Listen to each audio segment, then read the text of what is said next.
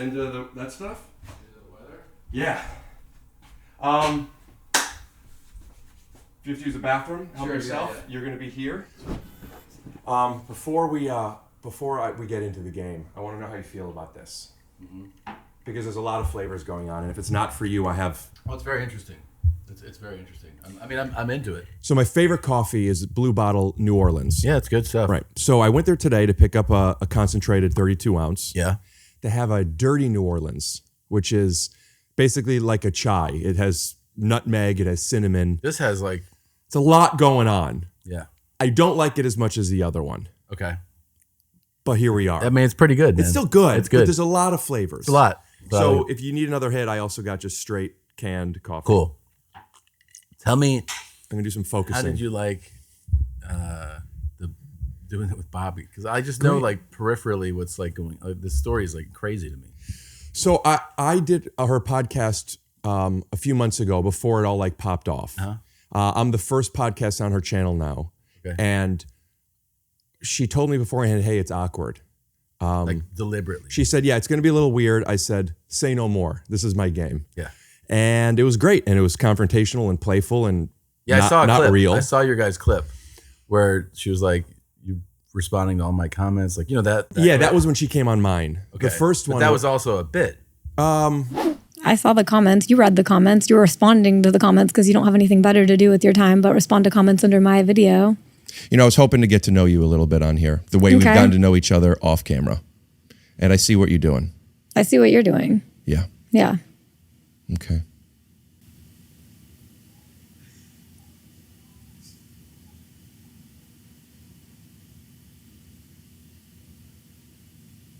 Yeah. Yeah. It was interesting. I also don't want to milk too much of this talking about another podcast, to be honest. Sure. But it was all for show. Yeah. It's a crazy story. Let me do some quick focusing. How's this? I'll be around here. How's it going, man? Okay. Good. I'm going to stand in.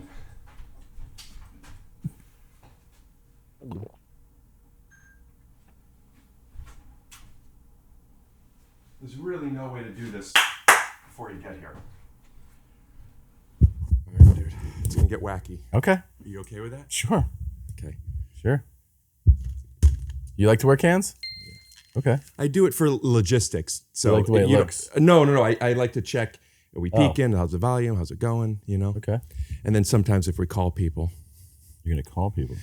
Well, you never know. Okay. Gulp, gulp, gulp, gulp. How's your level? Good. Okay. Yeah. Theme music. Scoot doo, blabbity blue, scoop dee.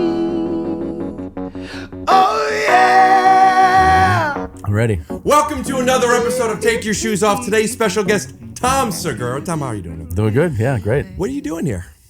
I had some things to do this week, and I have some shows this weekend in town, so just hanging out for the week in LA. This is I'm sure you hear this all the time. Yeah. But I love LA. Yeah? No. Big guest. I asked I've been wanting to have you on for 3 years now. I know we've exchanged messages before. I'm happy to be here, man. You were in Cleveland when I was here. When I was in Cleveland. That was when I first tried. I was in Cleveland when you were in Cleveland? Yeah. Really? Yeah. On tour, obviously? It must have been, right? What else are you going to do there? Yeah, that's true. And you don't want to reach out too much. Yeah. At a upper mid-level podcast, you feel the confidence of reaching out. Yeah. Not too much. Yeah, but I mean, it finally came together. Yeah. That's good. Do you think I reached out too much? This episode is sponsored by DraftKings. Download now and use code SHOESOFF to sign up. New customers can take home, I think they made a mistake. It says $200 in bonus bets instantly just for betting $5. That must be $20 No, that's or something. a typo. Yeah, it can't be because they'll literally be losing money. I'll check in. Get in on the NFL Week 2 action with DraftKings Sportsbook. Yeah, I looked at it. It's literally $200. That's code SHOESOFF only on DraftKings Sportsbook, an official sports betting partner of the NFL. Do you know whose crown it is? The crown is yours.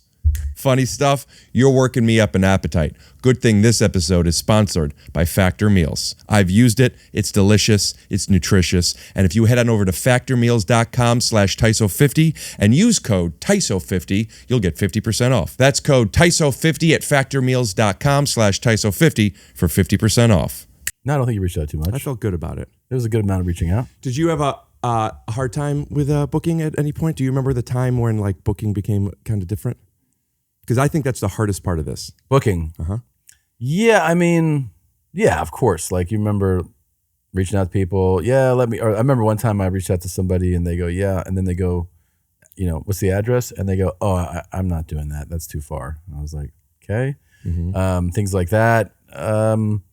Yeah, I mean, it's still, you know, people still are like, I'd love to. And then, I don't know, don't respond or it's fun to put it on somebody else. I don't like. How so? Oh, like a booker. Yeah. So I've worked with booking companies, like an agency that does it. And then also just like staff at our office that'll be, I'm like, you reach out, you know? Do you, did you have friends in high school? Like, were you cool? I had friends. Yeah. Awesome. Yeah. Did you not have friends? I didn't know I didn't until I got older, so I never felt like I did. Really? Yeah. But you played sports, usually Not until 10th grade. But then once you played, didn't you like make friends on the team? It took, I started to get invited to places. I was included in places. But you didn't feel like you were. My best friend from home, shout out to Jeff Karp. What's up, Jeff? Yeah. We would be playing basketball together, and I felt like, ooh, there's this bond, and I had this friendship with him. And I remember I invited him to go see a movie, The Perfect Storm. Yeah. And he told me he didn't think he could go. And then later he ended up going because I asked him in front of other people. I might be remembering the story a little bit wrong because it's from his point of view that he told me years later. But basically he confessed later that he's like, I didn't think I should go. With you? Yeah, like again, this is what I took from it, but like if I'm friends with Rick, it's gonna fuck up my thing. You know? Really? Like he was feeling insecure about it too, but yeah, sure. I was a little weird boy. Yeah, there's a thing at that age when you're like, if I hang out with this dude, what'll it do for my or are people gonna think I'm like a little? I'm dick as or weird whatever. as this fucking guy. Yeah, that is a real thing in high school for sure. So we went to The Perfect Storm, and I thought, friends, love it. Yeah, wanted to see a movie. This is great. We play ball together. I didn't find out for years later. He was really nervous about like people finding out and that he was at the movies with you. Yeah. Well, then we connected. I know, but it's so funny to look back at how you think in high school, you know, and like popular and like you worry, but then like when you're older, you're like, I don't give a shit. But that's where I brought this up. I never thought, I have a bit now where I talk about I never had friends in high school, but I didn't know that. I just thought everybody was busy all the time. I believed them. And looking back, I'm like, oh my God, they just didn't want to hang out with me. But now with this stuff is what I feel like, oh, is this what it was like this is probably what people feel like in high school. This is kind of like a high school thing. And like reaching out to people, some of them I used to be friendly with or from comedy, and then their podcast goes a certain way. And I mean, all that shit is true, but there is also like, I don't know, man. I mean, I the older I get, I go like, people are busy. Of course. We're all adults. We all have lives outside of entertainment. And I even have like friends, like where we're friends.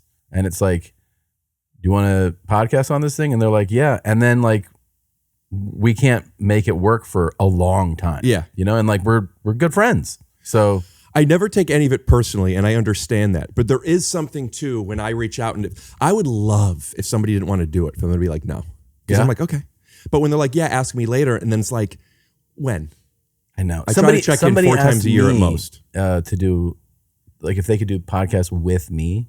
You mean like start a new podcast? No. They want to be a guest on yours. Yeah, right. This week they were like, "Can I?" And they're a notable person, right? And so I was like, "Here's some like options for the week," and they haven't responded. Right. So they reached out to you. They asked me, and I was like, "Okay." How do you turn people down when they ask you and you don't want to have them on? I've gotten good at it. Gulp, gulp, I mean, gulp, gulp. The most of the time, it's just like, first of all, I don't do the booking. You pawn it off. Yeah. So yeses and nos don't go through me really. I mean, the exception was like this. That's an unusual thing that the guy this week was like, "Can I do the podcast?" Right. That's unusual. Most of the time, if there's any like if I go, I want this person on, I don't reach out. If I go, if somebody else, they don't reach out to me usually directly. It's usually to a booking person on staff. Do you still like doing it? Podcasting? Yeah, I love podcasting. I don't like booking, but I like podcasting. Yeah. I for a little bit I was liking it because I'm making something, I'm making a little bit of money, and blah blah blah. And then for a fair amount of time, I started to resent it. It's just a lot of editing, a lot of work. Yeah. And then this year it kicked back in for me where I started to appreciate, I'm like so many friendships and I'm meeting people and and I'm really liking it again. And breaks from it, like I took a break where I banked a bunch of episodes, take a break, makes it much more exciting. It's just like, I heard if you're you on just did tour. Yeah, if you're on tour too much, you're like, man, like you can kind of burn out from stand up. You take a break and then you're like, I want to get on stage again. It's the same kind of thing. Dude, let's talk about LeBron James. So I fucking lost my mind when I saw that you played against him in high school, right?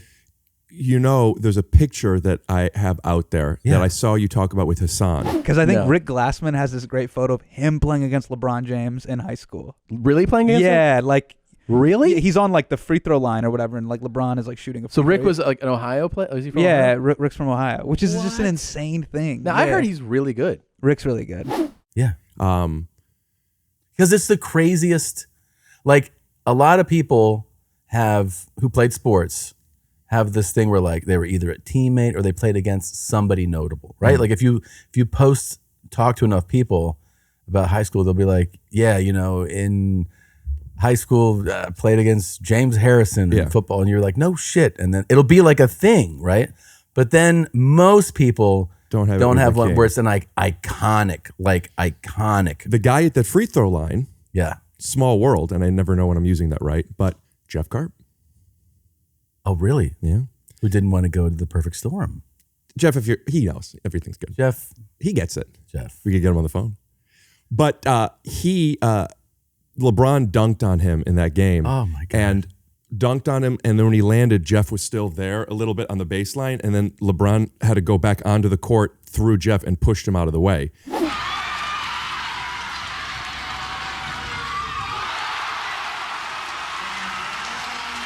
And that clip was on, still now when they show high school footage, that's a lot, but that clip was on for like years. Was this game after he had become well known? We played him twice. Yeah. This game was his junior year.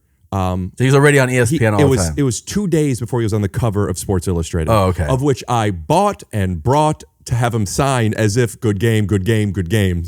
Would you say? I didn't have him sign. I didn't ask, but I brought it. It was that kind of. Yeah. That was first game or second game? That was the second time. At this point, they're playing at the Canton Fieldhouse. 2,000 people. The Lakers are in town. Shaq is there. Jesus it's like. What about the first time? He was unknown the first time? So it was St. Vincent St. Mary. We went there. It was his sophomore year, and I remember. So we had these triplets on our team, the Choneses. Jim Chones was their dad. He played pro ball. They were 6'6" black guys, real good. Yeah. So we're good. This is on your team. This is on our team. So like I just, St. Vincent St. Mary is looking for local enough teams to play with competition. So why are we going outside of our conference to this game? What is this? And like, there's this guy, he's really good. I'm like, we got 3 really good guys. And I remember we found out he was also All-American. No, he's All-State in football. All-State, not All-American, it's high school. All-State receiver. Yeah. And I'm thinking, is he a football player? Is he a basketball player? Isn't it crazy that he could have been? I feel the same about me. Yeah. I honestly feel like I would have been a great receiver. Really? Yeah. I'm not doubting it. Thank you. So that sophomore year game though, were you like, what the fuck? So I remember it was a little odd because I hadn't been to, my experience with Christian schools was Sister Act, and completely different tone, it's friendly. It's, it's Oh Happy Day. And this had carved into the bench, the blood will be filled with this, the streets will be filled with the blood of the innocent. I remember carved in the thing. And I'm like, is this what Christians are? This is pretty intense. I'm young. Yeah. And we go out and I remember one of the first things I saw was somebody inbounded the ball to him. He's, 8/10 full court there. and he just does a light chest pass like this, and it was a bullet the other way, like 3/4 court to somebody who scored, and it was just like, that was incredible. It's the most incredible, like it is the most incredible part of the game, of his game, that like casuals don't follow. I mean, people who like basketball follow, but his, I mean, it's crazy to think of it then. His passing is insane. That's what stood out the whole time. It was like, I don't remember what game it was. Remember when after Kobe got some shit for like, he doesn't pass enough, so he just kept passing? Yeah. It was as if somebody said, LeBron, don't score. I mean, he still did. Yeah.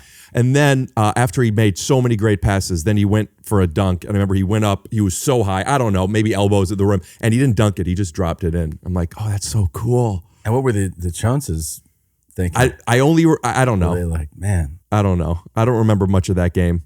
that's I remember the so second wild. game more. It's so wild that you had a high school experience with him. I remember being in high school and a similar kind of thing where you're like warming up and this all black team from like Orlando area came down to play, and the warm up line was like a contest where they were doing reverse windmills and shit. And we were like, oh my God, this is insane. You're from Ohio, aren't you? Originally, yeah, but I moved around a lot. So I went to, most of my high school was in Florida. And why were you playing such a good team? Were you guys good? No, it was just like, we played all types of schools. I mean, it was a small Christian affiliated school, but there's in the state, it's such a big state with such a big population that you played at the time a kind of variety of schools that are in that conference, sometimes out of the conference You could too. say it. And then we played reform schools. Even we played a reform school. I don't know what that means. You could only go to that school if you were kicked out of another school. Oh, like a. Yeah, those guys. Do you know? Is that a chain or is that just near me? I think that's probably just you. Oh, bleep it. And then we also played a deaf school one time. But that was in spring. That was a spring game in football. What do they do if there's a pick? Well, I remember how they did the snap count. It was a drum on the sidelines. Snap count. Oh, you're talking football. I'm going back and forth. Gotcha. I'm talking both. Yeah, because I'm thinking for basketball, you have to call a screen. I don't know how they did the basketball. We played a spring game against a deaf school, and they would just go like doom, doom, and then they would hear the vibration. But what would doom doom do? That was the snap count. They could hear the vibration. Got it. So the vibration. Were they all deaf? I didn't meet them each one, but right. We fucked them up. I remember that. Taught them a lesson. Have you seen Creed 3? No. Spoiler alert. Their daughter's deaf and goes to a deaf school. Ah. So I was going to make a... Yeah.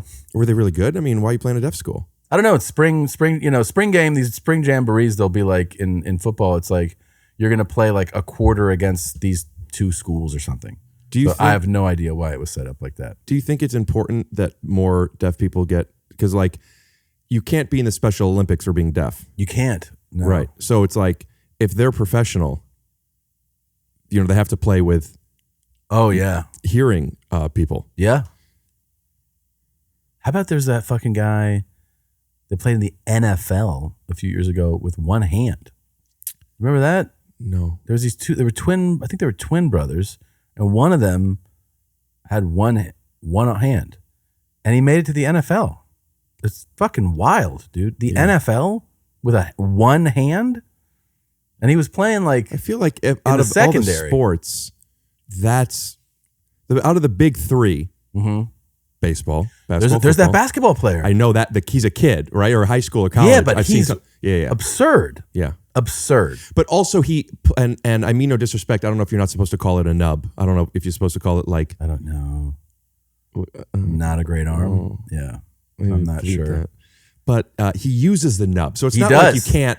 He does. It's not like you know what I mean. But he's an incredible talent. Yeah, I don't know how far he'll go, but it's an incredible talent. I have an idea. Are they like thinking? He'll do G League stuff for sure, right? Yeah, I don't know. I know. You need your hands. You definitely need them. Yeah. The NBA is better with hands. That's one of their slogans. NBA better with hands. Better with hands. Yeah. I was trying to think of something because of N with nub for what the NBA could stand for. Yeah. That's a missed opportunity, huh? Yeah, it is. I have another LeBron story. Yeah. Which is I have this picture with him, and years later, a friend took me to a Cavs game and had like great seats. You go to the back after where, you know, the tunnel is and everything. And there was this roped off section where people were waiting for his autograph. I don't mean mostly kids, all kids. They're this high. I'm here and I'm waiting. And he comes out and he signs a few. And I have this picture that I brought to the game with a magic marker. You know, he's younger than me. And he walks by and he doesn't sign it. He doesn't acknowledge me. So I think I only have one opportunity, like Marshall Mathers. Yeah, sure. In 8 Mile. 8 Mile, yeah. And as he's walking by, I go, LeBron, we played together in high school. And he turned back enough where he doesn't look at me, but like profile. And he goes, congratulations. And it broke my heart. I get it now. It's like when you ask, you know, somebody to podcast, they're busy. Yeah. But I have like, I am a huge Cavs fan. So I have the Cavs, all the Cavs Sports Illustrated covers on my wall, which is just LeBron. So I have all. Congratulations. And I went home and I still saved them all, but I took all the frames off my wall. You did? Like a breakup. Yeah, I just found out, you know, and I get it. Like also something that I was unaware of. I'm stealing opportunity away from kids at the time. Sharing it's good though. Sharing the story is good. Yeah. Yeah, I think it kind of, because the shame that you felt when he said it was terrible. It's gut wrenching, but when you share it, it kind of releases some of it, right? It's good. Maybe. No, it does. I don't feel any shame. You did at the time. I must have, and that makes sense. I never even thought about shame. I definitely felt anger. Yeah, but that's tied to the shame. Perhaps. Yeah. But you know. Now you're much better. Yeah. I felt like we were in this together. Of course. And you know, here's the truth. In a different scenario, you would have gotten a different response. Give me an example. Could you do a LeBron impression? Well, hey, if you were like post game, he's changed. He walks into like some VIP thing, and you're there with like his agent or something, and they go, "This is Rick," and he's like, "What's up, man?" You go, "Funny thing, you know, in high school I played at blah blah blah." No shit, like it would hear how he would say it. Hey, no shit, man. And LeBron came up to me. Yeah. It's like, "Hey, man, you could actually hoop." I would remind him, "Hey, man, you know, we played against each other in high school." Yeah. And then he would be like, "For real? Was that racist the way I said for real?" No, not at all. All right, how could I do it racist? How could you do it racist? Yeah. All right, ready? I think you say word. right. But you could do that. At least you could do half of that. Yeah. Say. Yeah. Right. That's tight. So it would have been different though. It would have been different because of like, you don't know that like whatever game you saw him coming off of, he's pissed about this. Now here's the kids, and some guys like, we played the guys, like, great, good for you. It's not like, it isn't personal. That's my point. It isn't personal, but it still sucks to hear. Also, like, since we started playing him, I've been following his career. Of course. You know, so it's like, yeah, and I still do. I mean, he's the coolest. It's incredible. I mean, the fact that the entire time I've been an adult working, I know. He's just played pro basketball. I think about that too. Fucking nuts. He's been around for so long. Year 18, 19, something like that. 2003. Yeah, I moved to LA in January of 2002. January 2002. Yeah, so as long as you've been in professional. Yeah, but I mean like working at restaurants, like all these crazy things. He's just like, yeah, I played professional basketball. You know, 20 years. I've never watched your clip of you falling. Oh, really? It's come up on obviously so many things, and every time I swipe away. A lot of people do, actually. I mean, a lot of people don't, but I know a lot of people who are like, yeah, I won't watch it. And like they're years into it, and they're just like, I won't watch it. I don't want to see it. Is that a big part of your life, basketball? No, I mean, I'm a 90s kid, so I grew up like a devout Jordan fan. You ever meet him? No, I saw him play live 3 times. Once in Minneapolis and twice in Milwaukee. As the Bull. Yeah. I saw him once as a Wizard. Oh, yeah. I saw him in like 90. I saw him in 89, 92, and 93. Saw him in 89. Yeah. That would like me seeing LeBron in 2002. It may have been. It's either 88 or 89 when he. I saw him in Minneapolis when he played against Timberwolves. I saw him twice against the Bucks. He won all 3 times, and it was crazy all 3 times. So I feel like, he was like Superman for kids in that age range at that time. It really was so insanely, like how much he dominated the culture of like just sports in general. And so I played basketball in like elementary school, some in high school. After high school and college, I played like pickup games. I played like a lot of the non-basketball players would play a lot of basketball in the college gym. So I would play in like all those games. Then I moved to LA. I would go to You play with comics? No, never played with comics. When I moved to LA, I actually would go to the Hollywood Y, and they would have like great games that would go hours and hours, and you would just get in. I would play weekly. I would play games there, and then it just kind of like faded. Like I just didn't play anymore. But it was like a foundational thing where like I was really into it, and it just kind of. Basketball is one of those things I think not unlike other sports. So you have to be like, all right, like I'm doing this. Like you have to make the effort to go to the court or have a friend that's like, are we going to do a shoot around or something? As opposed to what? Well, just thinking about it? Well, I just feel like, you can go for a jog. You can go for. You have to organize. You got to organize a little bit. You got to have the court. You got to like. I have a great analogy into comedy. Yeah. You want to hear it? Sure. You sure? I'm ready. Because the way I've hyped this up, it's more of a throwaway, but I built it up. Sure. What you're saying with playing basketball to jogging is how I felt about improv when I decided to go stand up instead. Because like I liked improv so much more. Yeah. But you need the court. You need the thing. You need do. the people. And it was such a pain in the ass. You need like other participants. That's the thing of like if you go, hey man, just hit these weights. It's like they're right here. Just pick them up, do the thing, right? Jog. Just walk outside, go for your jog. Basketball, you're like, all right, I got the ball. You got a call. Hey, man, you want to go shoot hoops? Which court? Let's go to this. Like, it just feels like it's not a crazy effort, but I'm saying there is an added effort to do it. I didn't watch it, but I saw you posting. You did some live something basketball thing. Yeah. And what was that? It was like, a couple of years had gone by since I got injured, and I was doing a podcast, and I talked shit about Erie, Pennsylvania. And then they put it on the news up there. They put it on local news, like the local affiliate. Did they put it out there like, we'll cut to a clip. 6:30, thank you, David. We begin this half hour's check of some of the stores we're following with a focus on a guy by the name of Tom Segura. Comedy fans certainly might know of him. He's a comedian, he's an author, and a podcaster. And it's in that podcasting role that we're kind of focused on this morning. I hate Erie, Pennsylvania so much. Erie, Pennsylvania? Such a dump, a bunch of losers. It's a depressed town with a depressed economy. And if you live there, you're zero. Just Just get out. Yeah. Some strong opinions he has there. I would say, for sure. And then they interviewed people, like people on the street, firemen, police officers, and the mayor. We asked Mayor Joe Schember, now that he knows how Segura feels about Erie, what would he say to Tom if he had the chance? I'd say, Tom, just spend an hour with me. Let me really show you what Erie is all about so you can appreciate it and you can tell the rest of the world about how great Erie is. And then on the newscast, when they kind of, when they come back from the piece, they were like, go to the weatherman. So the weatherman just made like a little quip about me. I heard for Tom, the reason he's so mad is because he wasn't voted in the top 10 of the sexiest bald men alive. That's what I'm hearing. Burn, David Walter. David Walter, you're going to get it, man. So I said something about him on the podcast in response, and then it went to Twitter. And on Twitter, there was something that he was talking shit, but he goes, well, if we played basketball, I would destroy you, right? This is the weatherman. This is the weatherman. How old's the weatherman?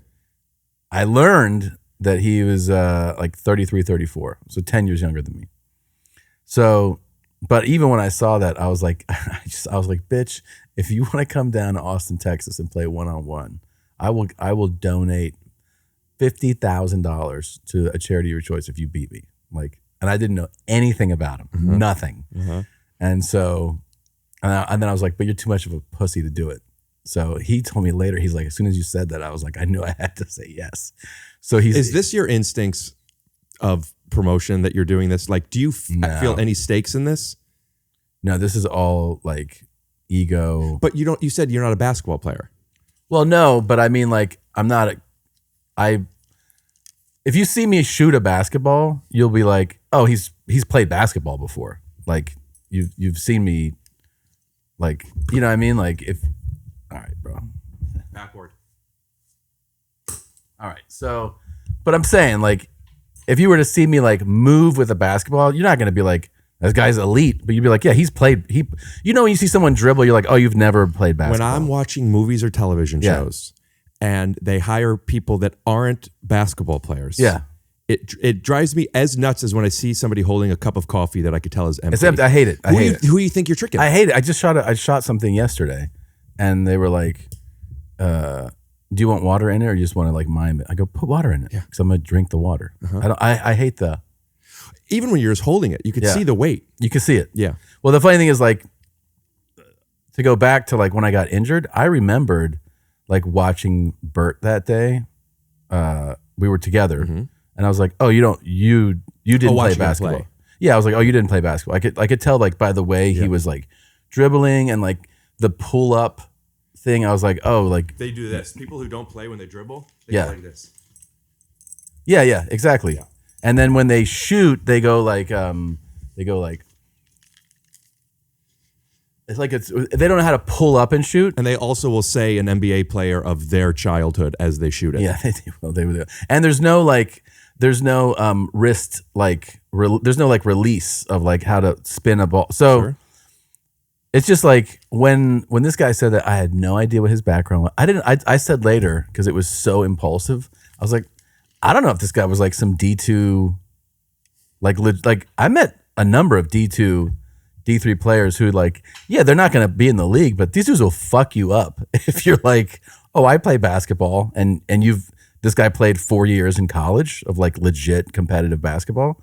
So I was like, I have no idea what I just did. I have no idea. But he accepted the challenge, and so he came down, and he was like, first of all, I Googled, how tall is this guy? Internet, immediate response, 5'7". I was like, oh, I'll have a pretty great height advantage. Like, we're playing 1-on-1. I'll be able to just like stand over this guy. You know, what are you, 5'11"? 5'11", 6 feet. Yeah. So it's like nobody 6 feet offers 5'11". Well, I do it as a generosity to people. So when they go lower, I just go, sure, you know. And same thing, like I meet people who are like, what are you, like 6'2"? And I'm like, sure. I just say yes to whatever they suggest, because it usually is about their own height. So whatever makes them feel better is what I go. Oh, you think that was a projection question? It usually is. Most men go like, what are you? And they throw a height, and it's about their own height. So then I go, yeah. You know, I mean, maybe I'm proving you wrong. Maybe I'm being defensive, because I'm not a little bitch. But I used to say I'm 6'2" because I'm not quite 6'3", or maybe I am. Yeah. But see. But like, I felt at the time I wasn't. This was years ago. And Brent Morin, shout out to Brent Morin, yeah, he would say, dude, stop saying you're 6'2", you're 6'3". And then we did a measurement, and I was like, I was basically 6'3". Yeah. But I remember in high school I was a little above 6'2.5", so I'd always say 6'2". Yeah. So I would go down. Yeah, I mean, what I've found is that like, not, maybe this isn't the case with you, is that like most of the time when I meet, they're like guys, they'll be like, oh, I didn't know you were like 6'1". And then instead of like going like, I'm not, I realize that they're making a commentary about their own height. Because if you're 6'1", that means they're a little taller. Right. Or maybe they're 6 feet. So they're like, oh, you're taller than me. I didn't realize you're like 6'1". I'm 6 feet. And I'll be like, right. All right. So like when people say their age. Yeah. And then something else that's to the analogy. You know what I mean? Yeah. It's the same thing. I met a football player who was like, damn, you're tall as shit. And I was like, yeah? Like, how tall did you think I was? He's like, I didn't know you were like 6'2". And I was like, dude, I was like, I'm not 6'2". He goes, well, I'm 6'4". It's the same thing. And he was a little shorter than you. No. Yeah. I was like, huh. It was Brad Williams. I was like, well, I go, that's, yeah, I didn't realize I was that tall either. Because as soon as you start like negating a dude's height, there is defensive-ness that comes up. Is that Eleanor Roosevelt who said that? I think so. Yeah, it's good merch. It's in D.C. If you go to the mall in Washington, it's on one of the monuments. Don't negate a man's height, or his net worth. He gets really upset. Are you?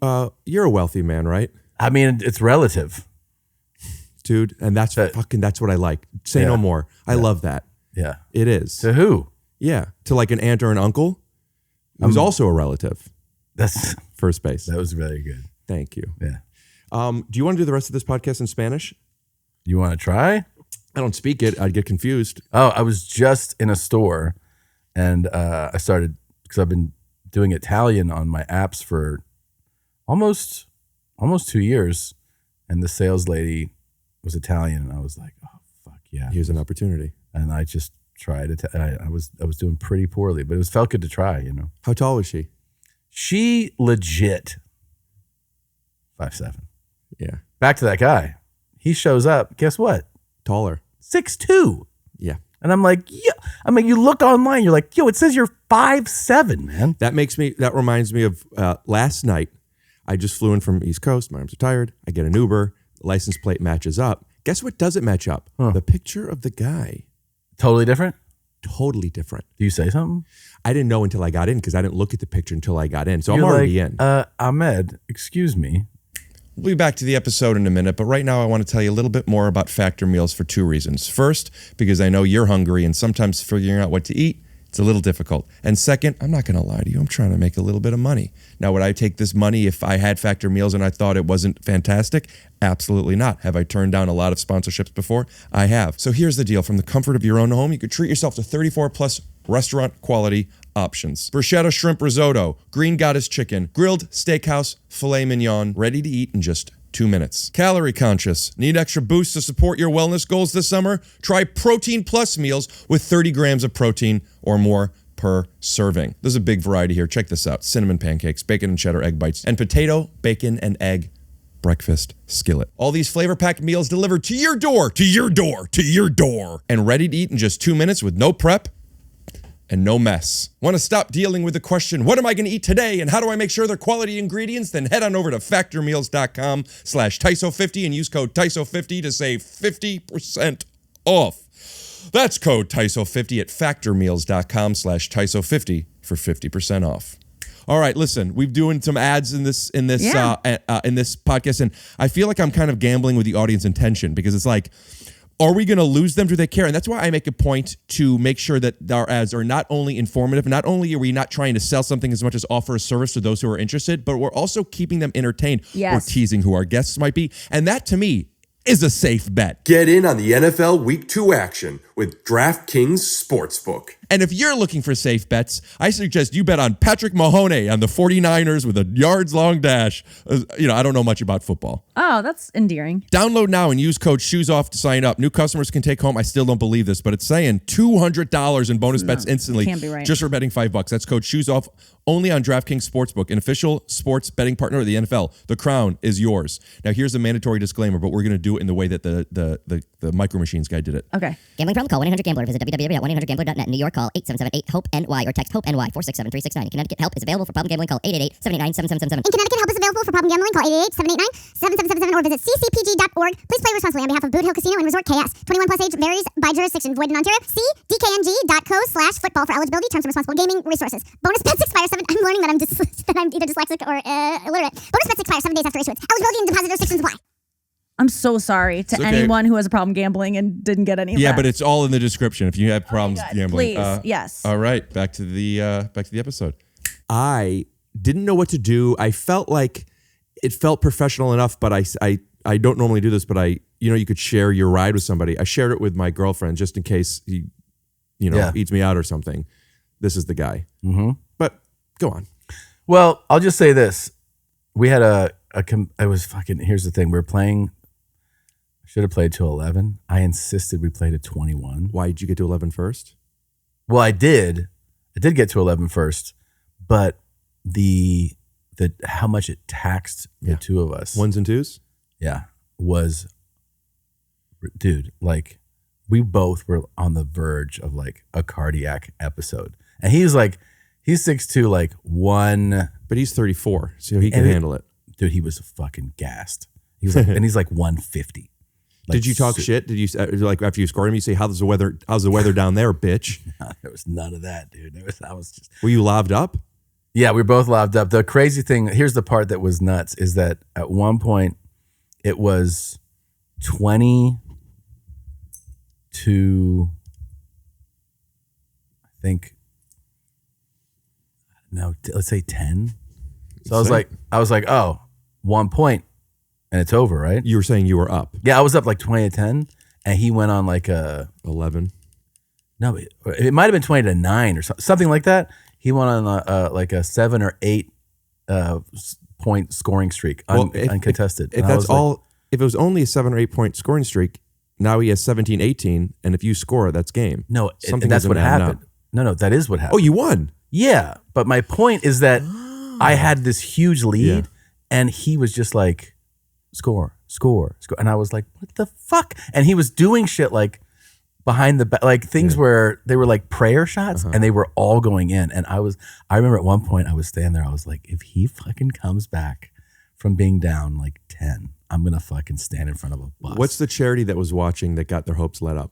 I still donated to him. The full 50? No, I gave them 25 and another organization. I gave 25 to the one he wanted, and his name is David Walter. Shout out to David Walter. Yeah, and then it was a good charity. It affects his daughter, so it was like a real legit thing. What is it? I forget the name of the organization, but it's has to do with a condition that she has. Out of all the people in, let's just say United States, how many people do you think have given $25,000 to something that they don't know the name of? That's an elite group of people. It's probably several hundred. You think? Yeah. I connected. I made my first friends in California and comedy through basketball. Playing in the comedy basketball league, and I remember. I see now this all coming like back to me where people whenever I brought basketball, they were like, "Yo, Rick Glassman's legit." Well, there's one of the trophies. We won 5 of 6 years. It's back there. Oh, nice. Thanks. Who else is good in comedy? I'm saying.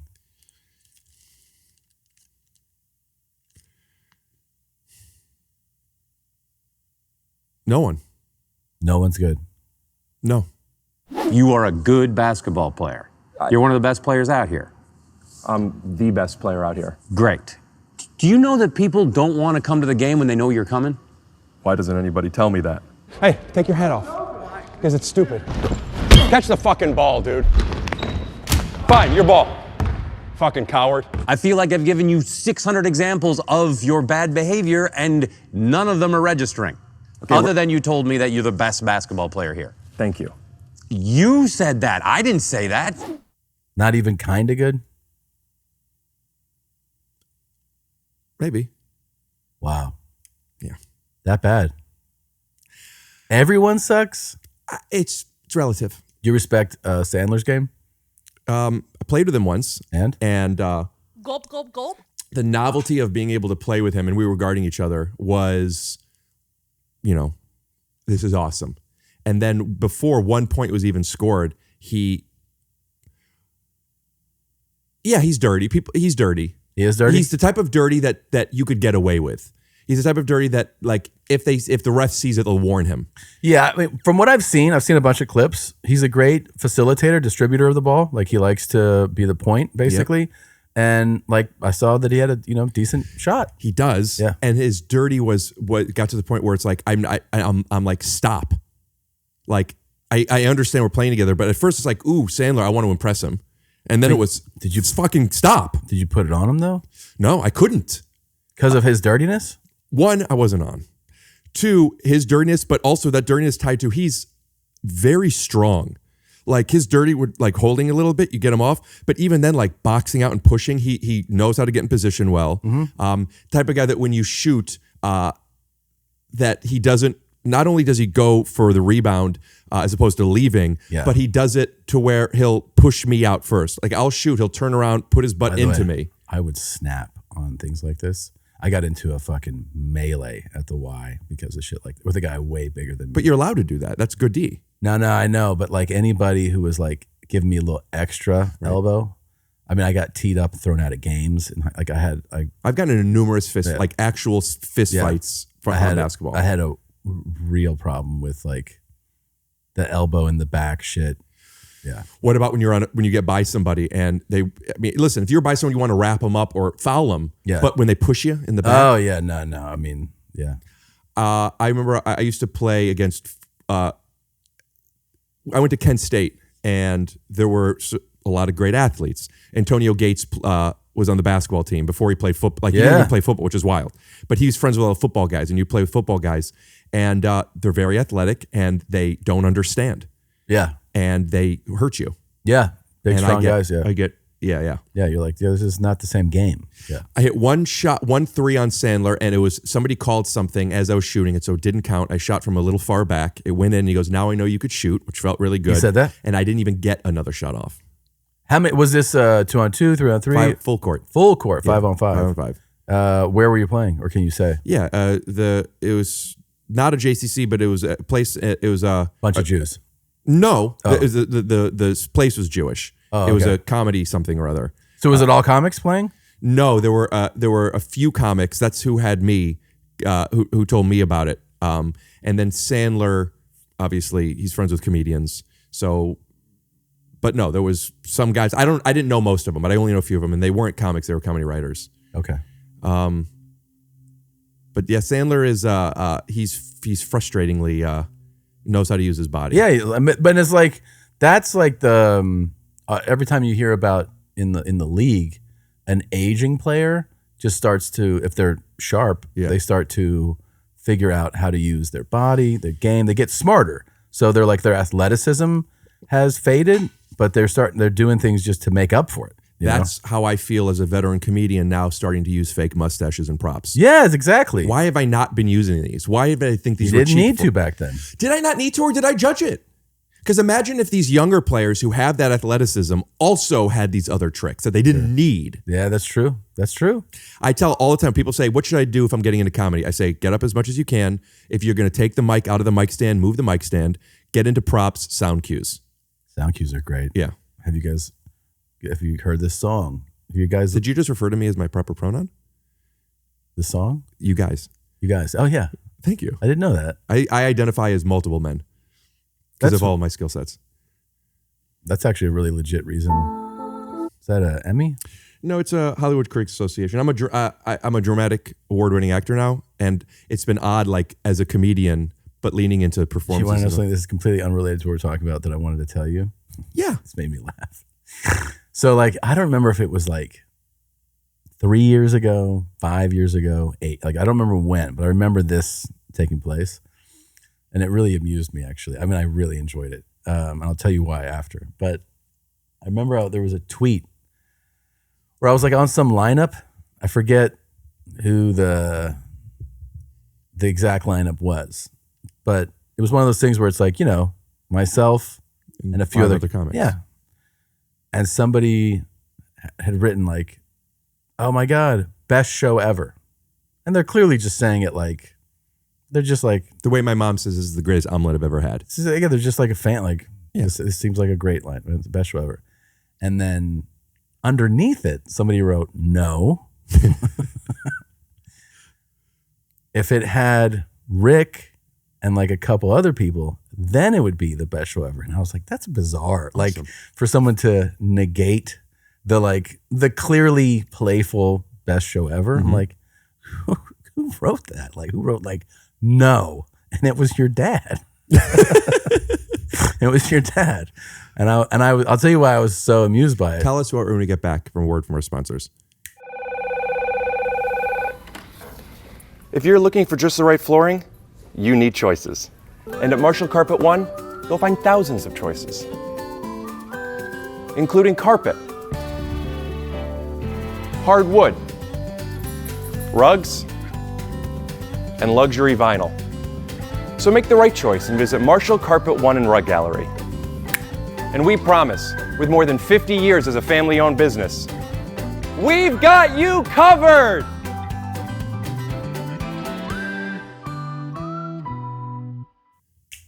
No, I hear you guys don't have customers. Is that true? Unfortunately, we want to make money, but we don't have customers. Oh. At Marshall Rug Gallery, we have family.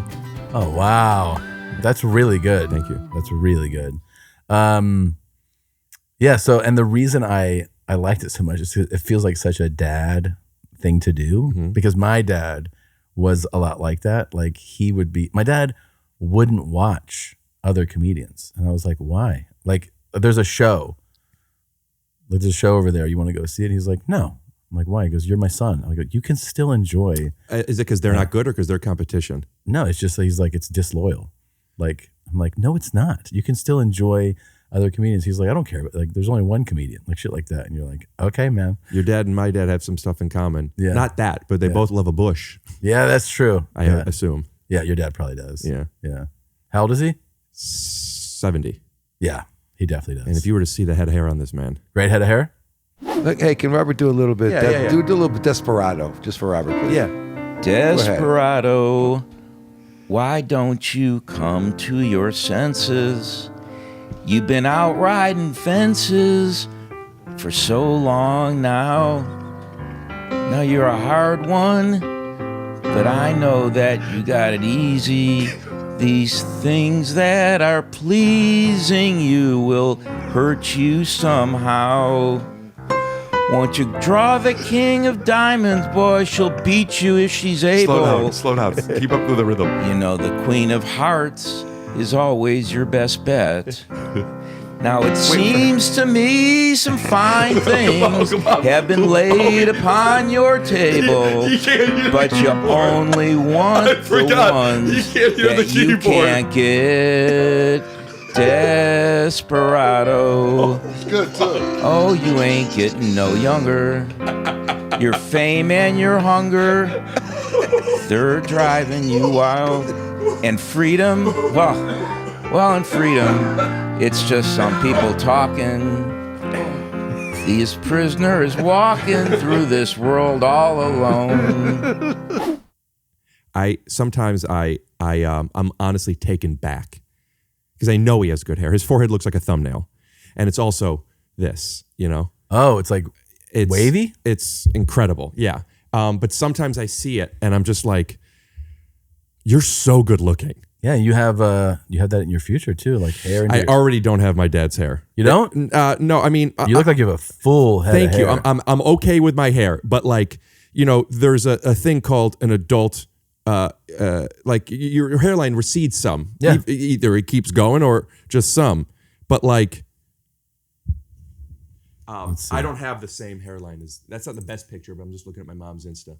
Jesus. You know, it's 70. Yeah, that's crazy. Mm-hmm. That is a good head of hair, dude. Thanks, man. Wow. I get a lot of comments on because he does my pod a lot. He does? Yeah. And I get a lot of comments about his hair, and I send it to him, and he goes, "Rick, you know I love these every single time." Never gets old. No. Of course. Also, what a funny thing for you to remember. I like that. Yeah, I remembered it. Because at the time, I remember. And you just assumed because it said you went on it and you saw it, his last name and my last name were Glassman or something. Yeah, and then I saw that like it was definitely your dad. Your dad had a Twitter account. How did he even find that show? I don't know, dude. It was long enough ago where I don't remember all the details, but I remember that, and I remember being very amused by it, especially that it was a dad being like, "Nope." Are you? Do you know Dean Del Rey? Yeah, of course. So Dean was, maybe still is, but he was big on Twitter where he would always. Dean was known in our circle, maybe you even knew this, as he just loves getting up, man. He goes, yeah, I did, 30 shows this week. Yeah. And just constantly doing shows, and he would motorcycle everywhere. And my dad, and it would, to a point where people would make jokes like, I wonder where Dean, what shows Dean is doing or something. My dad got wind of this, and just from Dean's Twitter. So still, he goes, I wonder if Dean Del Rey is going to be there. I'm like, how do you even know these people? Yeah. In this part of the world. But my dad is involved in this world. Sure. And it feels so good. That's cool. There was a clip that goes viral whenever I post it. I posted it a few times. Maybe you've seen it, the Replenish video. I don't know if you would know this, but it's like Replenish. Every time I post it, it's 10, 15 million views. Like, it's become meme-ified. And it's a video you made? It's a video I made. Okay. And my parents came to JFL with me one year, and so many people came up to my dad and knew him from that, including like people that my dad knows, Eric Griffin, Santino, people that, I guess he knew Santino already, but like people he hadn't met before, and people are coming up to my dad. When my dad comes with me to the Improv, people are like, Steve, even if I'm not there, he went to the bathroom and people are asking about his rugs and stuff. And he loves it. I love it. I think it's the coolest thing. My dad loved the attention because he was on my podcast all the time. Loved the attention. absolutely loved. He wasn't on social media, but man, when he went places with me and people were like asking for photos, I mean, he would be like, sure, like, you want to do it right over here? Like, he was so, like, I'm like, you're acting like... All right, come with me, sweetheart. Yeah, he's like, come on right here. Maybe we could face this way. And I was like, this is so ridiculous, but he loved it. What does that feel like to you, being able to share that and you earn that thing? Well, I mean, it was great. You know, he loved the attention. He liked being on, like, you know, if you went on a cruise, they loved cruises, my parents did. And they always have like, can we get a volunteer stuff, you know, like those types of things. Dude, like he would be like, and I was like, oh my God. And he would like run up to the stage and I was like so embarrassed. I was like, oh my God. Really? Yeah. And then it was his version of like embarrassed. Like, what is he going to do? Embarrassed the attention's on you? No. Well, like this is going to be like not good. You know, like I'm embarrassed at like how enthusiastic he is about what he's going to do and thinking that it's good. I'm like, this is not going to be good. And then he would ham it up with like the hypnotist or the, you know, the person, the welcoming person. And then he'd be like, what'd you think? Like, that was pretty good, huh? And I'm like, yeah. And then throughout the week, people would be like, were you the guy on the first day? He'd be like, yeah. And then he would come up to me and be like, people have been like acknowledging me all day. And I was like, oh my God. Was he funny? He was funny when he wasn't trying to be funny. Understood. He didn't know how to be like funny on purpose. When he was being himself, he was absolutely hilarious. When he was like aware, it was very like kind of cringy, you know. Like I was like, oh Jesus. Yeah, because you said you were embarrassed. Yeah, it wasn't like authentically, oh my God, that's really funny. Because he would try so hard. He didn't have like the natural skill set to navigate it. No. When I first started, like when I was playing basketball in high school, and then people would come over, like people from the team, sometimes they'd come over.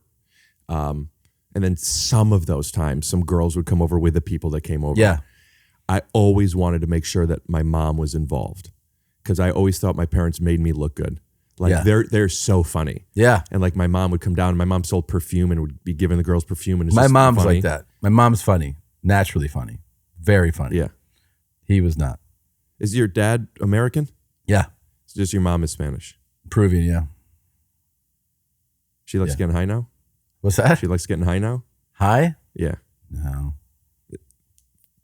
Correct me if I'm wrong. Yeah. What edibles did you give her? No, I gave her weed, but she's terrified now.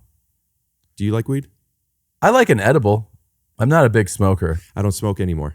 It hurts my throat. I like a mild edible, and I like it. You know, I don't do it every day, but I like it at night.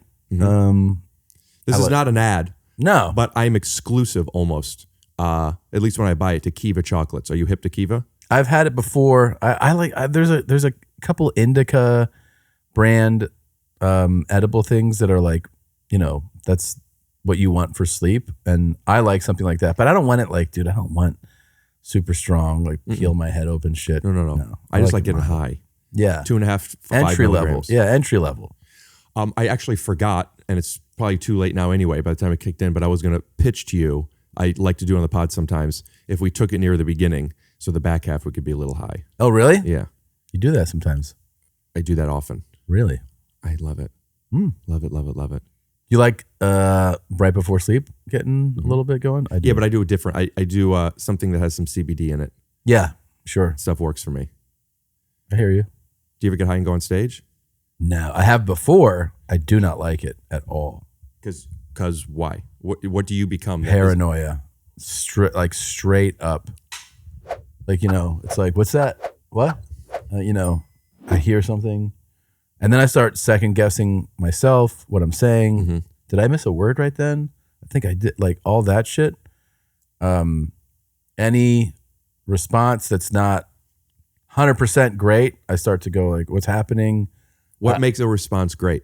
How can I'm saying tell? like if it was like you say your joke and then like huge laugh, you're like, oh, okay, this is going well. But like any modified version of that, like I'm like, oh, am I fucking this up? Like, I just get in my head too much. I want to I want to take control for a second and ask you some questions that are very specific to what you just said. Okay. That I've talked about a bit on this podcast, and I'm going to be honest. This is for me here, and I think people enjoy this stuff, but this is for me. All right. First, I want to say Sledgehammer was incredible for so many reasons. Oh, thanks. Incredible. Thank you. And one of the things, the material, everything, the performance, great. And I want to talk about something else for a second.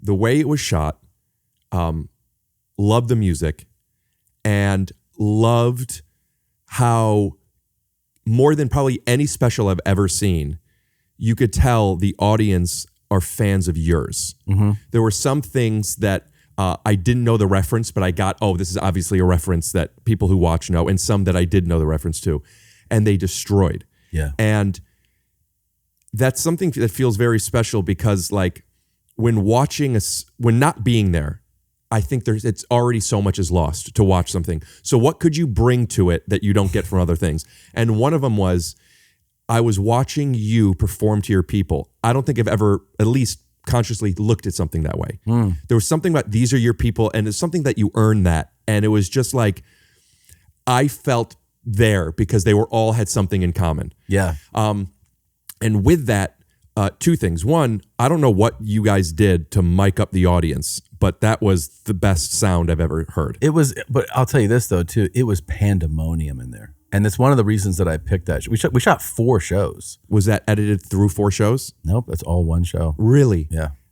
Was that the plan? No. So you thought you would take pieces and one show was just, that's the one? It's the first show.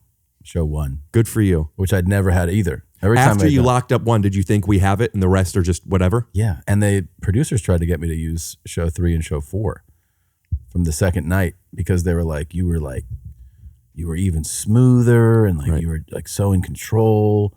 And they also dialed in the lights Blocking. and the cameras more. And I saw it and it looks more cinematic. It looks beautiful, shows 3 and 4. But to me, I was like, yeah, but that energy on show 1 was crazy. So this is leading into my question, and now I have even more data, which is you knew show 1, even though people said 3 and 4. Yeah. So the origins of this question was, how do you know when you're doing well, right? Mm-hmm. And this is something I struggle with that I don't want to lean too much into. I've talked about before, but the basics of it are, I have a very hard time knowing how people receive me. And that doesn't stop with stage. I understand laughs mean acceptance, but what's real, and are they laughing what I want them to? When people are laughing and I don't think it's funny, it doesn't translate that I'm doing well. If I think I'm funny and they don't, it only works if I think I'm so funny and they're laughing too. Yeah. So it's really hard to try something, new, great, but something I've done a whole bunch and I don't have it in me anymore. It's hard for, like, it isn't fresh. It's hard for me to find it funny. So I have I can't really gauge. It's all based on how do I feel I am, which pros and a lot of cons to that because I want to know what they think. So now you have people who are working with you who have seen it all, who are saying 3 and 4 they like better. You're saying 1. It can't be based off audience reaction. So it's just how you felt. Well, it was a combination of things. So when I got off stage on the first one, I was like, I knew that was a good show. Like, just like when you leave a show and you're like, that was a fucking... Why? Front to back, it was like everything hit exactly as you would... Like, at that point, I had done that set, or a version of that set, 250 times. Yeah. So I was like, everything hit. Everything was like I felt loose on stage. I felt like I performed well. And the audience reaction was insanely good. Could you give me an example of something within the first 5 minutes of your set, of a joke that you told that went the way it was supposed to, in a way that is like a microcosm of what you're saying? Like, are you aware of it in that moment? Fuck yeah. Yeah. I mean, well, first, okay, you can't really gauge it by when you walk out in a taping, because in tapings, they usually go bananas for you walking out. But it was even dialed up for like we cut out some of my reception walking to the stage and starting because it was so much. Right. And I was like, I don't want to watch that from an audience perspective for like a minute and a half.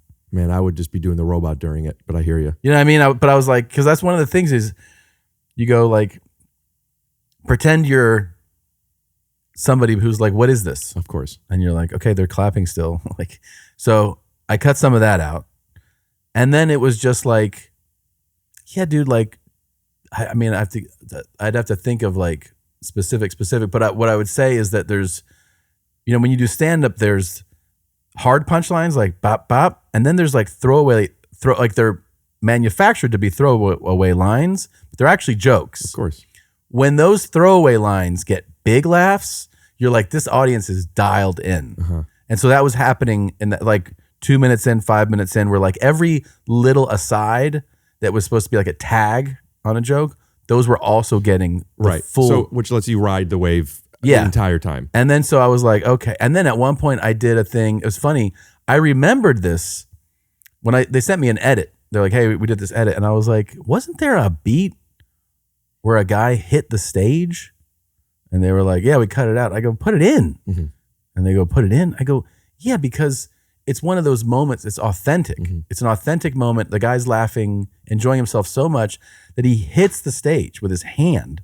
And I was like, hey, man, like, you're going to break the fucking stage. I was like, it was a real moment.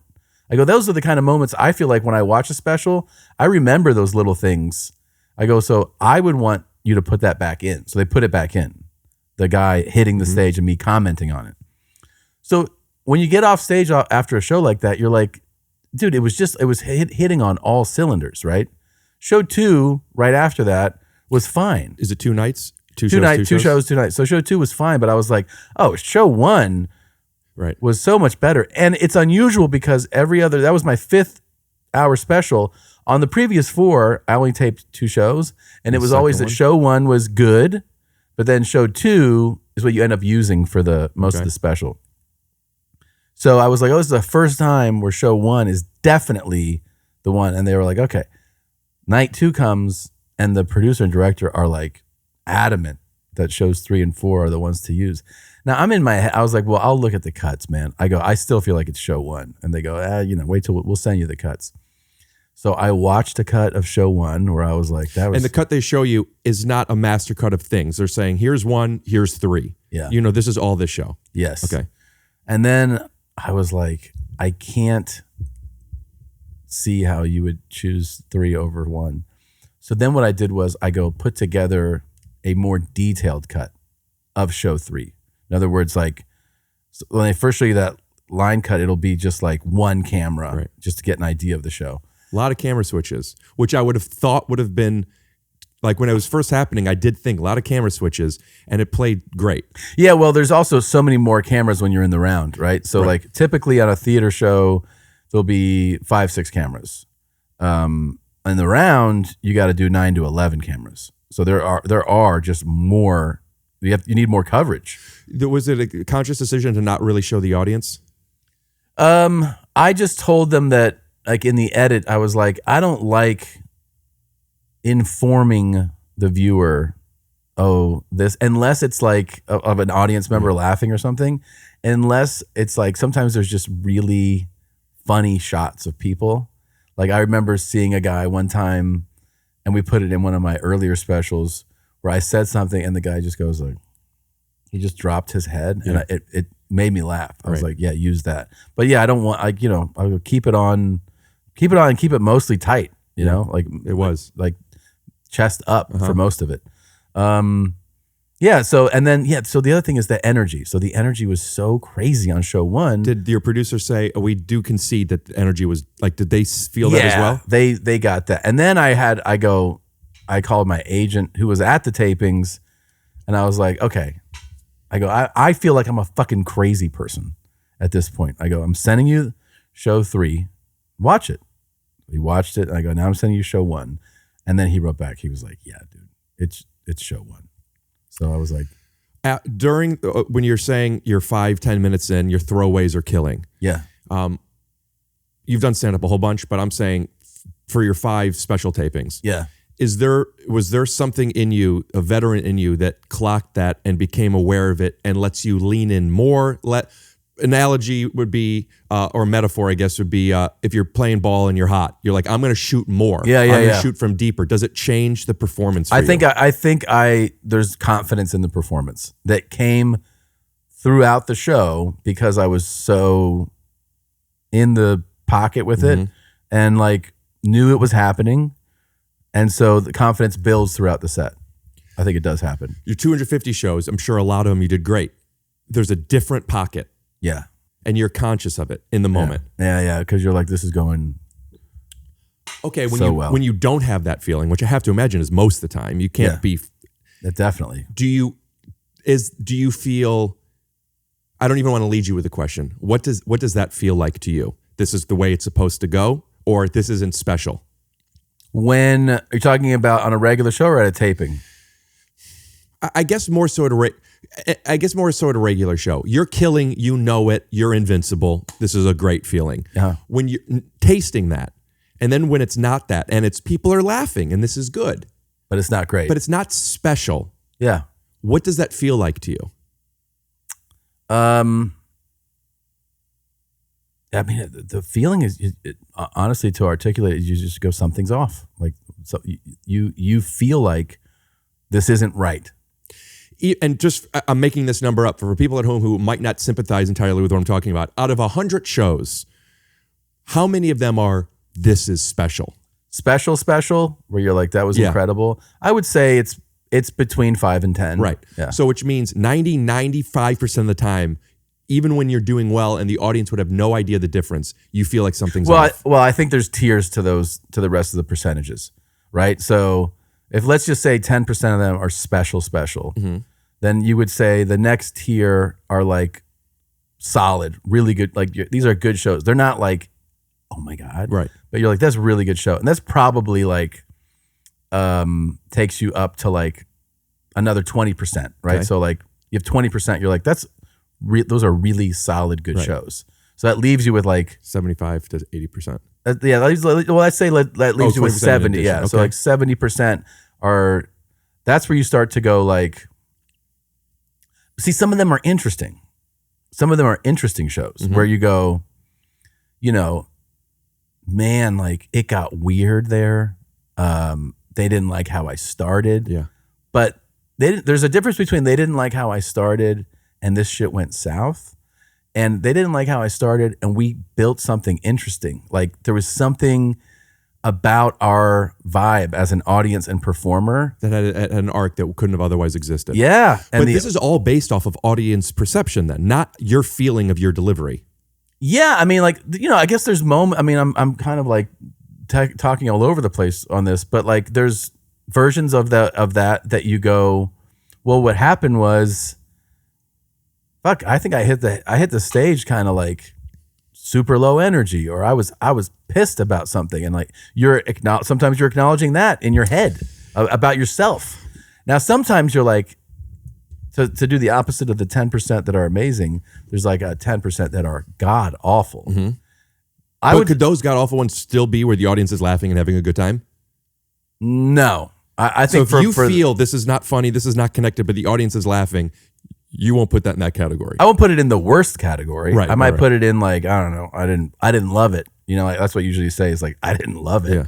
Yeah. Like, and the people are like, they laughed, and you're like, yeah, but I didn't like this. You know, there's a percentage of shows where you go, okay, this is terrible. 25 of your shows were bad. Sure. Yeah. Yeah. And that's just is what it is. I think that just comes with volume. Like if you do enough shows, you're gonna have nights where it goes like, I think to be fair, you go, all right, if I'm being really honest about it, I would take the blame for that not going well on some of them. And then some of them I go, that fucking audience sucked. I think it's weird, and I don't buy it when someone goes, it's never the audience. I'm like, what are you talking about? Like, but is there something to this audience was more challenging, but you didn't connect with them? Yeah, I mean, I didn't connect. Sometimes you go like, did you fucking come to do this too, though? Did you come to watch this? I'm going to interrupt just for time and want to connect this to something. So you do a podcast where there is no audience. Right. You know what it's like to be in the pocket there. Yeah. But you have nobody telling you that. That's totally on you. How and why is that different on stage? Because this feeling, whether there's an audience or not, I know when I'm present and in the pocket. Yeah. Whether they say I am or I'm not. Same with this. So the question remains, I guess, that pocket, How are you able to tell without the audience? In podcasting? Yeah. Yeah, it's a feeling. You go like, man, like I'm just, you're vibing. It's like jazz, it's more musical where you're just kind of, it's like, how do you know it went well on a date, right? If you go on a date with somebody, it's like, how do you know? It's like, well, we just like the yes anding is kind of there. You're interested, you're engaged, you're laughing a fair amount, you're curious. You're like, all these things are like what makes an interesting date where you're like, that was a great date, right? Like it's just a feeling. And I feel like podcasting is very similar to that because it is usually 2 or more people and it's like a vibe thing. And it's like, can we click? Finish each other's sentences. There you go. Yeah. Do you get off more clicking here or on stage? Well, I mean, a great podcast is a great feeling. You like when you go, thanks for watching, and then you wrap it up and you're like, that was fun. Like I remember like those feelings, you go, that was awesome. Like it's a feeling that is awesome. The thing about live performing though, is that there's like, that's more like addictive. The rush of killing or having a great show for an audience is, so it makes sense to you. I remember going, oh, I understand why these rockers are playing into their 70s. Because that feeling of, I'm sure for them, of playing music and having a stadium cheer, that I understand is a rush that you cannot duplicate. So I think it's comparing 2 different things that really aren't that comparable, even though they both are validating and feel great in their own way. I'm just starting touring. I hate traveling. Yeah. Sucks. I'm great at 25 minutes. Great. Yeah. Now I'm doing an hour. Yeah. Or 50 minutes. Sure. And the new thing about this for me on a very small scale is people are coming to see me. Mm-hmm. Feels very uncomfortable for me. Really? Yeah. And I feel this way. I would never invite girls to come see me perform. I love what I do on stage, by the way. Mm-hmm. Girlfriends. I had girlfriends where they came a few times, but I never wanted them to. My thought is, you already like me. Oh yeah. You already like me, and I am going to go up there and I take big swings. And sometimes it's special. Most times it's not. And if it's not special, then I don't want anybody to see this. Of course, not people you know. Yeah. If my girlfriend recently just started coming to see me, and I said, if you're going to come, I need you to come at least 5 times before you even consider what you think, which is controlling and insecurity. But it's like, I understand it though. So when people who know me from this thing see me in something that is a completely different sport, of which I have more experience with that thing and I like it better. I don't know. I don't love that. Yeah. There's an anonymity, the anonymity that I have going up on stage and people not knowing and me be able to be something. I wish stand-up was full every time, forever. Of people that strangers. didn't know you? Yeah. I don't enjoy. You do feel that. That's what I was going to ask, because the people that came are diehard you. I don't enjoy people that I know being at the show. That's not a thrill to me. When they're like, friends, family coming, I'm like, oh. Yeah, but people that know you, that you don't know them, you would still prefer performing to an audience of strangers. Well, I like that they know me and are at the show. That's fun, right? That they're coming to see someone that they want to see, and they're like, I'm familiar with. Sure, that's fun and a thrill. What I'm saying is, I don't want to know them, and like the dating thing, I'm sure I would be like, no. Tell me why you don't want to know them, because you're aware of their presence. I want them to be strangers to me. Yeah. Yeah. I like, and I've also, by the way, I've had so many people come to shows that I know that like the show isn't great. So you're always like, oh, fuck, that show wasn't good. Or it's like, they don't know how to, like, the weirdest thing to me still, and I've said this before, the weirdest thing to me still is if somebody who comes to your show and they go, I'll be at your show tonight. And you're like, okay. And then you see them after the show and they don't comment on the show. Like, you're because they don't know how to engage with it. I guess they're just like, did you see Oppenheimer? I hardly know her. And you're like, this is all right. And then what do you want them to do? Good job? Just acknowledge the show. It doesn't have to be that was the best thing I've ever, but you have to acknowledge. Right. This was so fun being able to see you. Well, I'm trying to picture myself.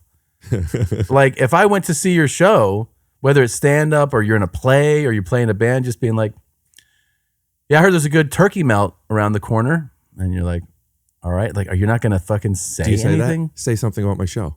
No, I actually go, I kind of wait and I'm like, I keep talking and then I start to smile because I'm like, you're really not going to Giving him the acknowledge. opportunity? Yeah, you're not going to acknowledge that you saw something. Got another analogy. What's that? Are you sure? Sure. Hold the door open for somebody. They walk by. They don't say thank you. Yeah, that's the But same. you give them 2 beats. You give them a couple beats. But I'll yell, you're welcome. Yeah. Yeah. I do think it is crazy to not acknowledge that you saw something for any performer. It's not like just for me. I'm saying if you see a live performer and you meet the performer and you don't just acknowledge the show, it's insane. So I just got back from New York. I was so tired. And I was at, I don't remember which show. It doesn't matter, right? New York Comedy Club. Yeah. My girlfriend comes. She's seen me 5 times at this Sure. point. She can make a fair judgment now. No, she can. I am aware, and I want to say I'm fine with this, but I noticed it. Obviously, I'm not. The last few, she didn't say anything. And dude, do you want me to fucking talk to her? Well, let me. Okay. I found the reason why. Oh, okay. Because she's a fucking. Let me reject you. After this show, she goes, "You were," and I felt funny, so I wasn't worried about what she was going to say because she didn't say it. You were, and then she stopped herself, and then I go, "Tell me," and she goes, "That was unbelievable," and I said, "Thank you." Yeah. And she goes, "Yeah, it was just," and then she went and she was telling me some things. And I go, "It feels so good for you saying that." And she goes, "Yeah, but you told me you don't want me to say that." And I remember the first time she saw me and I felt that it was fine. And she goes, "That was really funny. It wasn't malop, but it was really funny." And I said, and I meant, I go, "Please, like, I mean, thank you, but like, it was don't." Yeah. Like this wasn't that. This wasn't any. And she took that very literally. And since then, never said anything. And she had seen me, 3-4 times since then and never said anything. So when she acknowledged it, I was just like, thank you. Yeah, thank you. I had a guy who was like a big Hollywood type. Is this Brad Pitt? No, different guy. Because I have a question about that. Okay. But this guy was like, big industry guy. Why won't you tell me? Is it tacky for you to tell me? Yeah, I can't tell you who. So, but no, I'm just saying, what's to come to a show? So there's always like, all right. Wayne Gretzky. You go, Wayne, you come to the show, but you start to get nervous. Like, how will the show go? It's the whole thing that somebody wants to come. So this person comes to the show, sees a great show in a big fucking checkmate venue. And then afterwards, I was like, "What's up, man?" And he was like, "Well, yeah, tomorrow I got a flight." And I was like, "Yeah." And then he's like, "It was good seeing you and thanks for the tickets and stuff." And I was like, "Okay." He just left. And I was like, no, I was like, that's Have you seen or talked to this person since? Well, I mentioned it. I mentioned it to somebody else. I go, "Yeah, it was kind of crazy." He came to the show and Wayne Gretzky didn't say anything. And he goes, the other person was like, "Oh," he called and was like, "The show was fucking amazing." I was like, They didn't want to tell you. Didn't want to tell me. Another person who I called out, not a Hollywood person, just like, I was like, "How are you not going to say anything?" Goes, "Well, I thought you you do this so much that it feels disingenuous." Yeah, so like I didn't want to look like I'm the newbie. Like, great job. So I just didn't say anything. I go, "No, you can always say something. Yeah. You can always just acknowledge the show. You won't look like, oh, I'm new here." If I wasn't special, I don't want you to say anything to me. Well, here's the thing. If you have a bad, of course. Not bad. I'm saying if it's not one of the 5 one 10%. of the great, you don't want to hear anything? I won't believe you. Fair enough. I also talk about, I feel like you have to say I talk about this on stage, so I don't feel like I'm lying. Yeah. But I won't perform. But I do have a bit about how I was always so nervous to date, and I wouldn't for years. I wouldn't go out on dates because I was so scared of the first kiss because it's terrifying. And even if I do go in to kiss you and you kiss me back, how do I know you're not just doing it to avoid an awkward thing? How do you feel about, I was just thinking about this, I saw somebody talking about this on social media, about people asking for, like saying it. I got 2 minutes on the ask. You do? I got 2 minutes on the ask. How do you feel about it? About may I kiss you? Yeah, so typically you can't ask because then they're going to think you're a dork. Yes. And that's what the bit is about. However, I have found, and listen, I'm going to come off real unlikable and arrogant when I say this. I found a little charm in a way to ask. Oh, really? Yeah. Bits. You do a bit constantly of how to ask. Everything. Everything. You have a blowjob bit? Buddy, I even come, if it hasn't been with 5 minutes after a bit. In my life, every blowjob has been from a bit. I will have a conversation with a girl, my now girlfriend. We met online because, we're not going to meet her in a store. Yeah, sure. And she doesn't live here, so we would be FaceTiming a bit. And I am almost like, when you're getting into, if you're going to get in serious, you want to find out, could you raise a kid's Jewish? Do you want kids? These types of things. One of the first things I ask are how she feels about farts and bits, because I can't keep going to the bathroom in front of you and like pretend I'm not doing it. Yeah. And like, this is something that I have experienced before and I'd never want to again. Sure. So like, and I say, I'm going to be doing bits. And how are you with bits? And like, once there's that chemistry of joking around and stuff, then you get to say what I've said this before. I don't believe that bits and sincerity are mutually exclusive. Jokes and sincerity are mutually exclusive. They're not. Yeah. Once I'm safe in bit, I could then tell you everything that I would have otherwise been ashamed about, nervous about. Yep. Timing is bad by making it into a bit. Doesn't mean it's not real. So if you're feeling like you want to kiss this person and you don't know if they feel that way, but you do know you have bit chemistry, you could just, Yeah. I don't know, man. I think you got to take the risk. Now, maybe I'm, You're wrong. I haven't been in that world in a long time, but I know that's what they think they want. I do know that. I just don't like when someone's like, "Do I have consent? Is it okay if I kiss you?" It's like, there's a dude. difference between consent and same page. Uh-huh.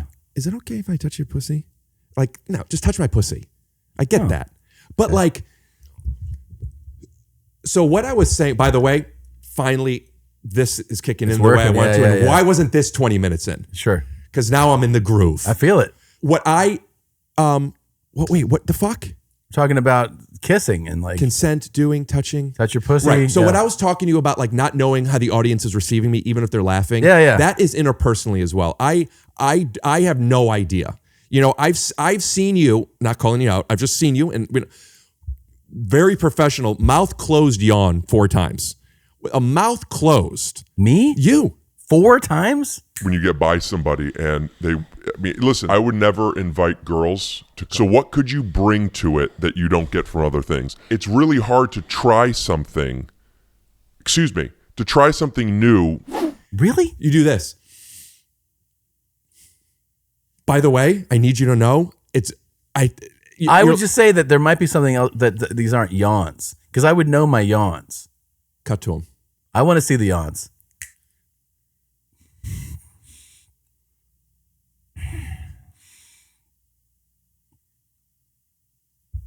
I could have been reading it wrong.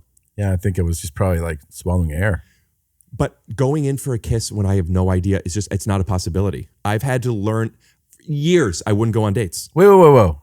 So are you saying though that you've never done the I'm going for a kiss without the conversation? Yeah, I have, but I knew. But part of the thrill though, isn't it like, but you have to take the risk of being rejected. Or unless you go, let's talk it out. But I can get you can get rejected in a talk. You can. Have you ever gone in to kiss somebody and got rejected? I bet you never have. I have. They said no. They didn't. Or they kissed you and it wasn't. No, it was like. No, it kind of was like, it was like, no, like, And also I remember this girl in college that I did go in to kiss her. I landed lips on hers, and I just didn't. I felt nothing back, and I was like, oh, you know. And she was like real loose, so I thought it was like, oh, this is a loose shirt. as in like fucked around. Yeah, I was like, this is a done deal, and she was like, no. Yeah, no, I need data. I need to touch something where she knows I'm touching and she doesn't pull away. Yeah. And okay. And then after that, I need to be like, yeah. Yeah. I mean, I just felt like the thrill of it is going like, right? And yeah. To me, that thrill is, are you going to do bits back? Because if you don't do bits back, and I'm not being how does she feel about farts? How does she feel about? I can't. You can't get hard if she doesn't do bits? I can't get hard if I am not complete. This isn't a moral thing, what I'm about to say. Okay. I really have I've tried. Sometimes it's succeeded a little bit. I really can't have sex with somebody I don't like. It's like my dick forces me to be a good guy. You got to really like them. I got to like them, and I got to feel accepted, and I got to feel like I could say things to them. That's the best. Soft. That's the best. Yeah. So without bits, what am I going to do with you? Yeah, I understand. See, no, there's Barbie? no better feeling than sex with somebody that really wants to have sex with you. That's and a great feeling. Yeah, I mean, like it's like, you know what I mean? Like, of course. But like you're both in like wanting this together, and you and that person feel safe. Yep. You feel like, you know, secure. You feel either loved or close to, very liked by the person. And yeah, I mean, like all those things. It's just like what differs from person to person is what makes them feel that way. In your case, it's farts and bits. It's not farts. I don't connect over farts necessarily, but I do know.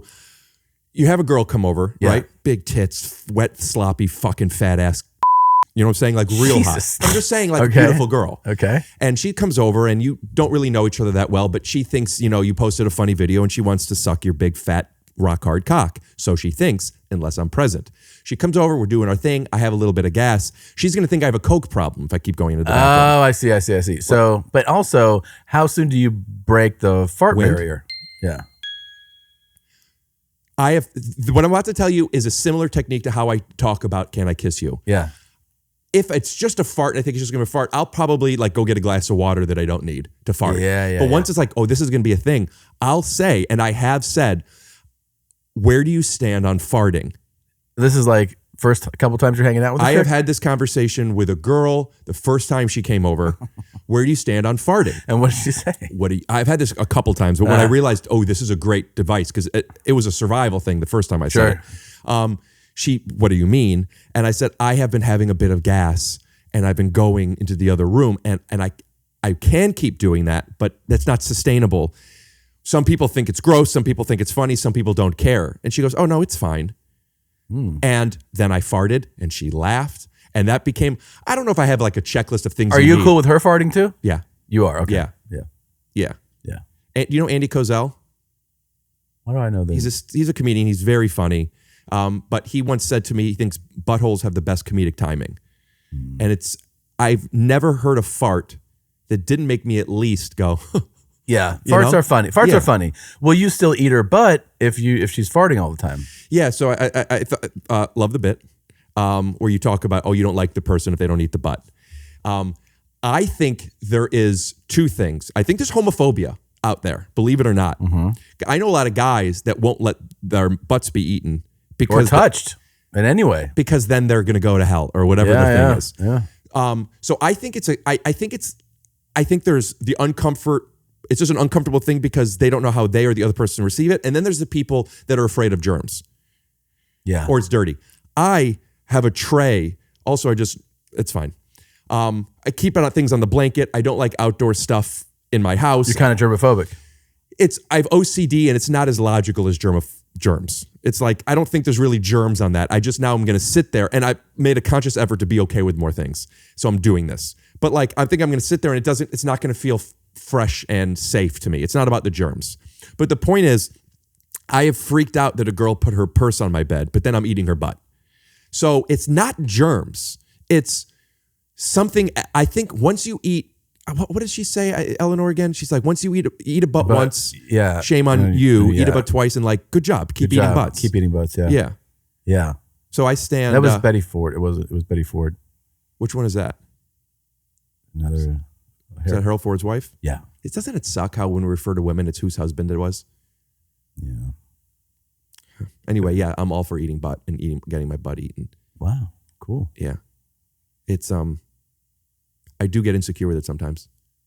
Sure. I mean, that's logical too. Yeah. Someone tells you to, they're like, hey, not today. So you got to respect it. Oh, I'll never get insecure about eating a butt. No, I'm saying if whoever is in the position to go like, yeah, let's not do that today. You just go like, yeah, cool. Yeah. Yeah.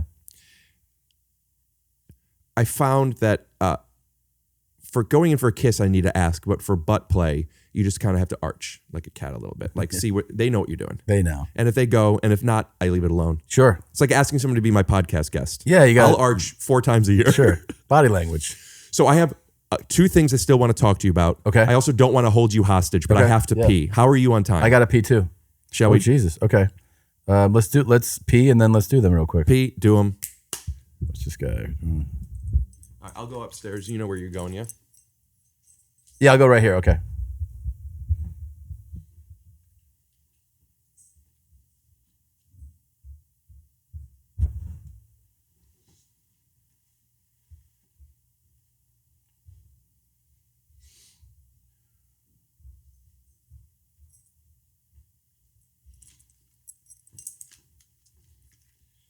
So I noticed something that my mom does, and then I'll say, I do it too.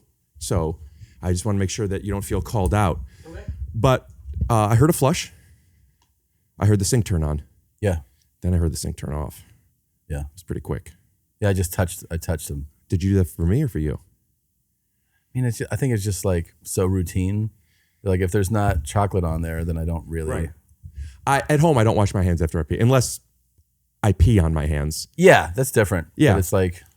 But when I go into a public bathroom, and this only started once now people recognize me. I know if there's people in there, I'll either wait for them to leave so I could leave without washing my hands, or I'll do a song and dance for them. But it ain't real. In public, I do a lot more real ones. Uh-huh. I'll do, and like also like you touch doors. That I wash my hands before I pee. You said where you should. Mm-hmm. That's really what's the time to do it.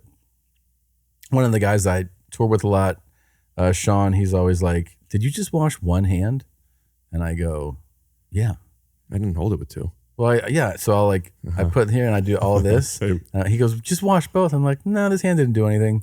So I just wash the one hand. It bums me out when my mom does it though, before like we're eating and stuff. It's her, she's do her thing. She's allowed to. Yeah. But the flush to door open ratio is too quick. Too quick. And sometimes it's not necessarily a pee. Yeah. And I'm like, well, she's like, I washed them. Look, and they're still a little wet. I go, you wet them. You wet them. There's a difference. I just wet my hands right now. Yeah, I heard a wet, and I thought like, you don't have to do that for me. Yeah, you're right. I'm glad you said something. Thank you. I think it was necessary. Sure. Can I kiss you? Sure. Gulp, gulp, gulp. So I have an anecdote, perhaps a story. Okay. Maybe I'll edit this out. Never talked about this publicly. Okay. Never once. I'm excited. And this story could be a long story, but I'm not going to because I don't want to milk it, and I don't know if it was staying then because this is a story, a Brad Pitt story. Okay. And I've never shared this because I was asked not to. I don't know how long that statute of limitations lasts because this was either December of 2012 or January 2013. That's a while ago. It's been a decade. Okay. And you're good. I think so, but looking back, there might be parts of this I bleep or even take out. But this is before I got my first television show. And I say that because before I got my first television show, I was literally paycheck to paycheck. Mm-hmm. I get a call from a friend of mine who at the time, I'll call him a friend because we're friends now. But at the time, like, I know this guy and we have each other's phone numbers. Right. And he said, hey, Brad Pitt and Angelina Jolie love doing pranks. And they want to do this prank on their makeup person where they go around in their limousine. High school, which is just an insane thing. Now, I heard he's really good. Rick's really good. Somebody told me that like he was, I think, playing a pickup game with someone, like somebody in entertainment, and they're like, hey, man, like you got to dial it back a little bit. Hit that, Baldy. Catch the fucking ball, dude. You're not aware of how other people perceive you. What are you talking about? Good take, you idiot. What? Are you not entertained? Got it! Let's go! Are you fucking nuts? I am phenomenal. I got big balls. I got a cool guy haircut. It's just that's awesome. Also, I don't know if I'm keeping this in. You can tell. It's been 10 years. You're allowed to at that point, right? Stop. You can tell the story. Yeah, tell the story. That's it. That's my story. Yeah, that's a great story. You're allowed to tell that story. Thanks, man. Don't cut that out. And then I booked a KFC commercial 2 weeks later. Nice. And then a TV show a couple months after that. Wow, that was all. Point being, like I needed money. Yeah. Brad Pitt comes in, gives me money for your naked body, and then I really whore myself out to the industry. NBC. Yeah. All right, dude. I got to get a Polaroid of you. Polaroid? Yeah. Okay. Is that okay? Yeah, sure. Is there anything you want to plug? What I got? I mean, I've got dates coming up, I think. Will you put them all up here? Sure. And you go to tomsegura.com. You got com? I got com. And yeah, no, that's it, man. All right. Well, thanks for doing this, man. Yeah, it was fun. I've been really excited to meet you. We've never met, right? I don't think so. Maybe. I don't think I've ever met you. You're probably, out of all the people, at least in this business, that I've never met, the person that I've seen the most of. Oh, really? Like, I've watched your specials. I follow you. I see the stuff. Sure. Anyway, thank you. Tell your dad I said what's up, too. Okay. You got to tell him what's up. Scoot doo. Blabbity blue. Scoot